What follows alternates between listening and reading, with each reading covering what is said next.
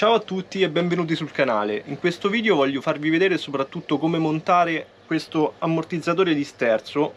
Il video è adatto per qualsiasi tipo di ammortizzatore di sterzo in quanto il procedimento è praticamente lo stesso. Nel mio caso questo è un clone Matris fatto veramente bene, spero che funzioni anche veramente bene come dicono, preso su AliExpress a circa 70 euro. Io nel mio caso lo andrò a montare su una Yamaha MT-09 SP del 2019 perché secondo me è una moto che ne ha veramente bisogno. E niente, una cosa importante, vi servirà questa chiave che lascio in descrizione, è una bussola T50. Ora vi farò vedere un breve unboxing di tutto quello che troverete nella confezione e poi andiamo a montare. Non dimenticate di iscrivervi al canale, lasciate un like se il video vi è piaciuto o soprattutto se vi è servito. Ciao a tutti!